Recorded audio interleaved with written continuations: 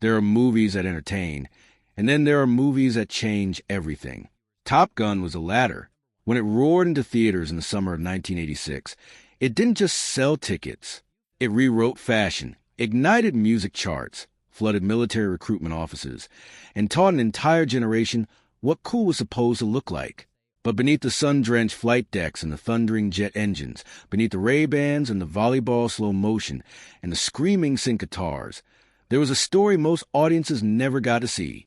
A story of secret deals struck before cameras rolled, of casting choices that nearly went another way entirely, of real danger and real loss hidden behind the glamour of one of Hollywood's most dazzling productions.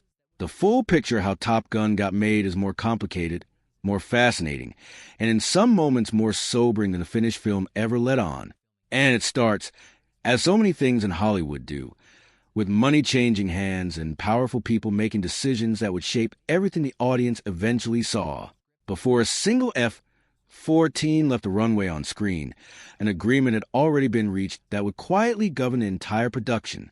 The U.S. Navy was being asked to provide something extraordinary: real aircraft carriers, operational Tomcats, authentic training facilities, the kind of access that no studio budget could replicate and no visual effects team of that era could fake convincingly. The Navy said yes, but the yes came with conditions. The script had to go through Pentagon review before filming began, and anything that cast naval aviation in an unflattering light was subject to revision. This wasn't unprecedented in Hollywood, but the scale of what was being requested made the arrangement unusually consequential. Several elements of earlier drafts were reportedly adjusted before cameras ever rolled, softened or removed entirely at the military's request. The precise details of what changed have never been fully disclosed, but the general shape of the deal is well documented. The filmmakers surrendered a degree of creative control in exchange for access to something priceless, and the result was a film that functioned, whether intentionally or not, as one of the most spectacular pieces of military promotion ever committed to celluloid. Whether that compromise hurt the storytelling is a debate that has continued for decades. What's not debatable is that without the Navy's cooperation, the aerial sequences that define the movie could not have existed. And without those sequences, there is no Top Gun as the world came to know it. The role that made Tom Cruise a global icon was not originally written with him in mind, and the actor who was offered it first walked away entirely. Matthew Modine was approached for the part of Maverick and turned it down, reportedly because he was uncomfortable with the film's strongly pro-military tone. It was a principled stance that reflected broader cultural tensions about Hollywood's relationship with the armed forces, and Modine has spoken about the decision over the years without apparent regret. But the consequences of that single choice rippled outward in ways that neither man could have fully anticipated.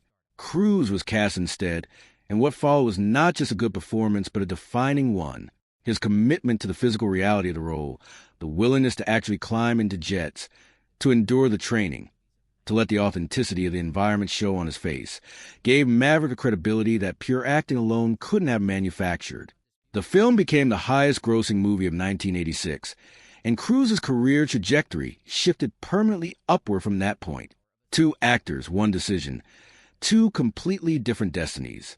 It remains one of the most analyzed what-if moments in casting history, a reminder that the difference between a career-defining role and a missed opportunity can come down to a single conversation. The film was never designed to be a recruitment advertisement. That's what makes what happened afterwards so remarkable. In the weeks and months following Top Gun's release, Navy recruitment offices across the country reported surges in young men walking through their doors asking about becoming fighter pilots. Recruiters were quick to capitalize, and in some locations, Navy booths reportedly appeared directly outside theaters showing the film, positioned to catch viewers still buzzing from what they'd just witnessed on screen.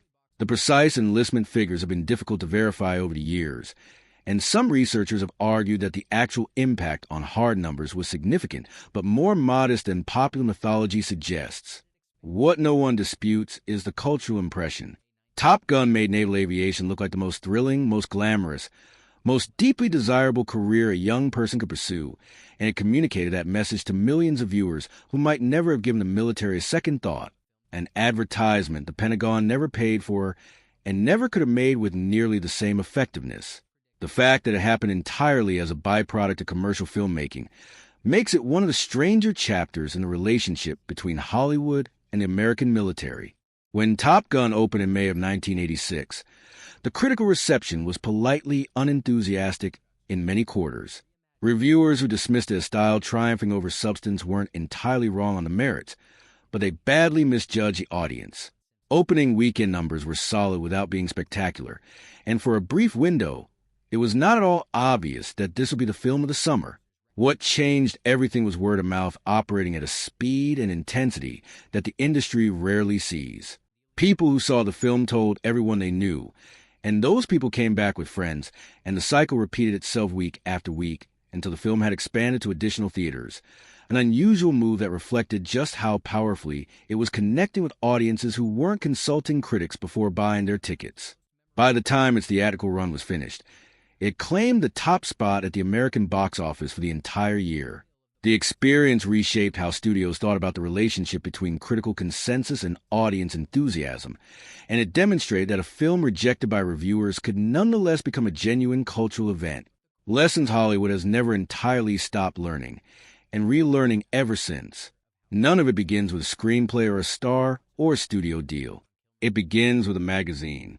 A 1983 article published in California Magazine called Top Guns offered readers an inside look at the Navy's elite fighter weapons school in Miramar, California.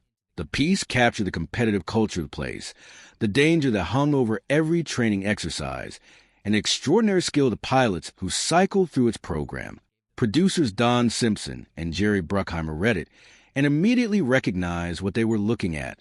The lifestyle of these real aviators, the rivalries and the adrenaline and the combination of technical mastery with almost theatrical bravado, felt tailor-made for a big screen treatment. They optioned the article and began the long process of transforming journalism into drama.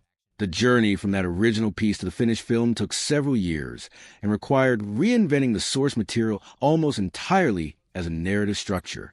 But the core elements that had made the article compelling in the first place, the competitive training environment, the elite culture, the stakes of aerial combat, remained at the center of everything that followed. Some of cinema's most spectacular productions have surprisingly humble origins. This one started with someone reading a magazine on a plane. Val Kilmer almost wasn't in it. The actor was reportedly unenthusiastic about the project and came close to declining the role of Iceman entirely. His reservations were significant enough that his participation remained uncertain well into the casting process, which makes what eventually happened on screen all the more striking to consider. Once Kilmer committed, he created a character who functioned as the perfect dramatic counterweight to Cruise's Maverick. Where Maverick was impulsive and emotionally combustible, Iceman was cold, precise, and unsettling in his self-control.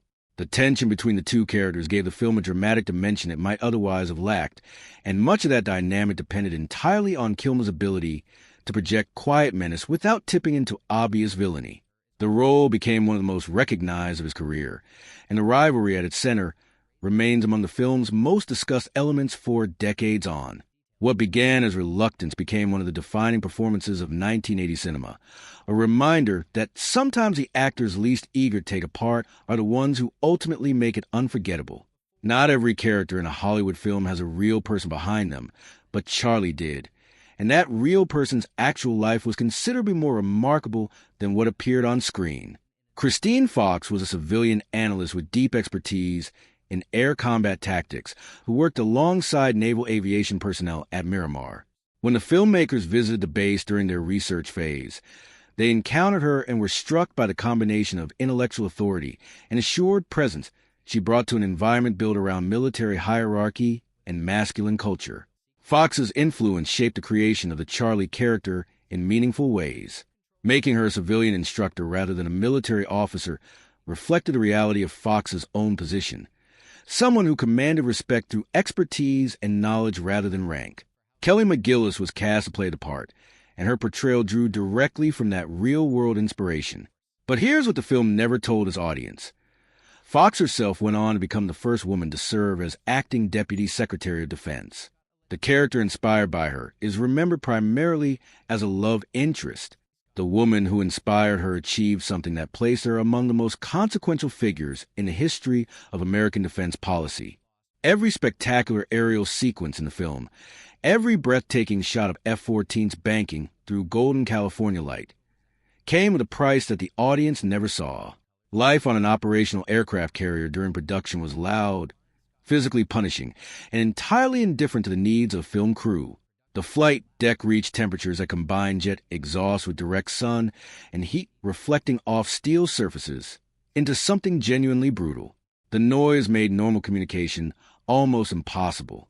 Actors found themselves trying to take direction in an environment where direction simply couldn't be heard over the roar of actual military operations. Equipment had to be secured against jet blasts powerful enough to cause serious injury. The ship's own operational schedule took priority over everything production needed, which meant working around real military activity rather than controlling the environment the way a studio would allow. And yet the footage that came out of those conditions gave the film something irreplaceable. The sweat, the physical strain, the expressions of genuine discomfort on the faces of the cast were not manufactured. They were the natural result of putting actors inside one of the most demanding environments on Earth and asking them to perform. The authenticity audiences responded to was earned in the most literal possible way. Among the film's more ingenious small deceptions is one that most viewers never caught. The enemy aircraft referred to throughout the movie as the MiG. 28 sounds plausible enough within the context of Cold War aviation drama. There is no such aircraft. The designation was invented entirely for the film, allowing production to sidestep the diplomatic and practical complications of depicting real Soviet military hardware. The jets that actually appeared on screen as these fictional enemies were American Northrop F-5 Tiger II aircraft, lightweight training jets that bore little resemblance to actual Soviet fighters. The production painted them black and relied on careful editing and camera angles to sustain the illusion. It was a practical solution that also carried a useful political dimension. A fictional aircraft designation couldn't be accused of misrepresenting actual Soviet capabilities, which mattered considerably during a period of significant geopolitical tension. The result was a villain aircraft credible enough for dramatic purposes, while remaining safely disconnected from geopolitical reality. A small example of how the production consistently found creative solutions to problems that were as much about diplomacy as filmmaking. The production's commitment to authentic conditions extended to sequences that placed the cast in genuine physical danger. One scene required Tom Cruise to be submerged in open ocean water while suspended beneath a parachute canopy, a demanding setup that carried real risk even under controlled circumstances. What happened during filming went well beyond what anyone had prepared for. The parachute canopy reportedly began taking on water and pulling downward with increasing force. The situation escalated quickly enough that a Navy rescue swimmer had to be deployed from a nearby helicopter, cutting the parachute lines before the situation became something far more serious. The story is a striking reminder that the authenticity the film pursued came at genuine cost. Real equipment, real water, real conditions rather than studio control created spectacular footage, but also meant that accidents could escalate faster than anyone could manage on their own. That the cast emerged unharmed owed as much to the Navy's immediate response as to any precaution production had taken. The technical demands of filming inside Rayall fighter jets forced decisions that ended up shaping the visual identity of the entire film. Standard anamorphic lenses used for widescreen theatrical presentation were simply too large and too heavy for cockpit use. Inside an aircraft pulling high G-forces, heavy equipment could shift in ways that would endanger the pilot. The production turned to Super 35, a format that achieved widescreen results using lighter, more compact camera setups that could be safely mounted inside the aircraft. The decision made the cockpit sequences physically possible. The trade-offs required careful management in post-production, but the footage that resulted, intimate and immediate and viscerally dynamic, helped define the film's signature look. What began as a safety necessity driven by pure physical constraint ended up creating one of the decade's most distinctive visual styles. That is often how cinema's most celebrated aesthetic choices actually happen, not through artistic ambition, but through the practical necessity of solving a problem that has no elegant solution. Director Tony Scott's pursuit of visual perfection extended to decisions that have become some of the most repeated stories from the making of the film. Scott had a precise vision for how sunlight should backlight the F-14s on the flight deck, a specific golden angle that would give the jets a quality on screen bordering on the mythological. When the carrier's course changed and the lighting shifted, that vision was in jeopardy. Accounts of what followed vary in their details. But the consistent version is that Scott pushed the carrier to be repositioned to recover the lighting he needed, a maneuver some versions of the story attach a significant price tag to. Whether every detail holds up to strict scrutiny, the underlying truth is consistent with everything else known about Scott's approach to production. The saturated colors, the dramatic backlighting, the jets bathed in golden haze that give the film its iconic visual texture did not happen by accident. They were the product of obsessive, relentless commitment to a specific aesthetic vision, and that commitment defined the way the movie looks down to its final frame. Among all the extraordinary stories surrounding the making of Top Gun, one carries a weight that nothing else in production's history can match. Art Scholl was among the most accomplished aerobatic pilots in the world, a man whose skills in the air had made him a sought-after asset for productions requiring footage that conventional crews couldn't capture. He was hired to fly specific maneuver sequences for the film. During a flight off the California coast, Scholl radioed that he had encountered a serious problem and could not recover from a spin. The plane entered the ocean and was never found. Neither the aircraft nor any trace of Scholl was ever recovered. The cause of the incident was never definitively established, and the loss left a permanent mark on the aviation community that had known him. The film's closing credits carry a dedication to his memory. For audiences who notice it, that dedication reframes every thrilling sequence that came before, every carefully engineered shot, every moment of aerial spectacle achieved at genuine human risk. Behind the glamour of Top Gun's most breathtaking images was real danger. And in Art Scholl's case, that danger carried the heaviest possible consequence. The volleyball scene nearly didn't survive the editing room. Tony Scott shot it with a heavily stylized aesthetic closer to a music video or fashion shoot than anything that might be called conventional film narrative. When studio executives reviewed the footage, the reaction was divided. Some reportedly felt it contributed nothing to the story and questioned whether it belonged in a film otherwise built around aerial combat and emotional drama. The concern wasn't entirely unreasonable by traditional storytelling standards. The sequence does little to advance the plot in any measurable way. Scott defended his vision, and the scene survived largely as he had intended it. What happened after the film's release settled the argument definitively. The volleyball scene became one of the most iconic images in the movie, reproduced endlessly in popular culture, and cited for decades as a defining visual of 1980 cinema. It is one of cinema's clearest examples of a creative instinct that looked like a liability in the cutting room and emerged as one of the most durable assets in the final product. The romantic storyline between Maverick and Charlie was not originally as central to the film as audiences experienced it. Early versions of the script placed considerably more weight on the aerial competition and the emotional fallout of loss, with the romance as a secondary thread rather than a structural anchor. Test screenings changed everything.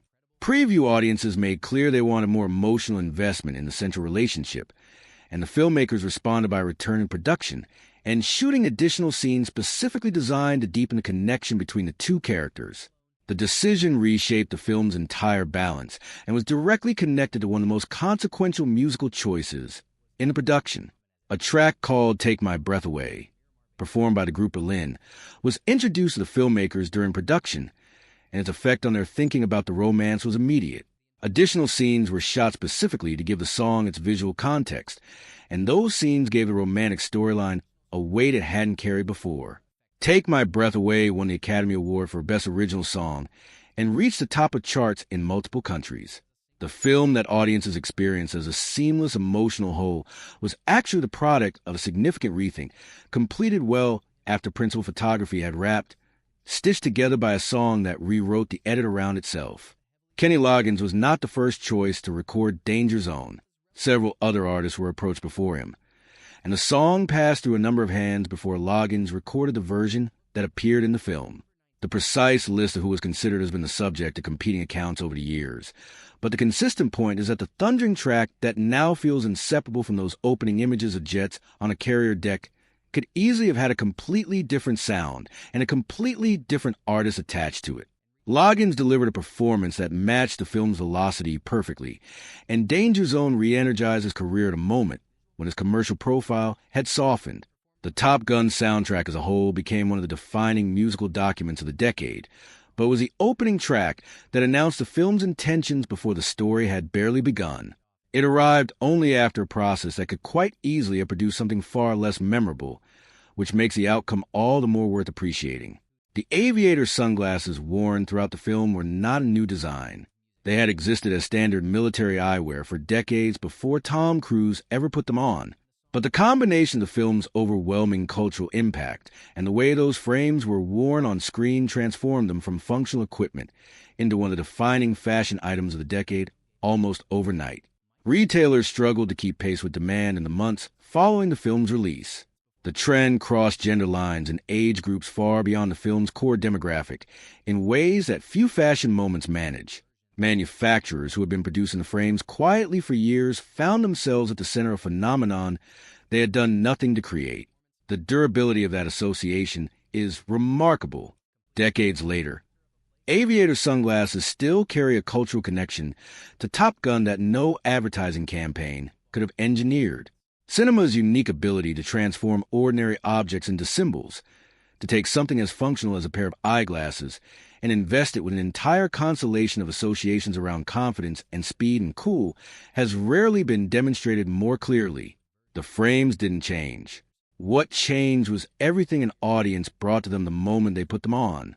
The Kawasaki GP-Z900 R that appears in the film's opening ground-level sequence, Maverick racing his bike alongside an F-14 on the runway, was already a respected machine among motorcycle enthusiasts before the movie.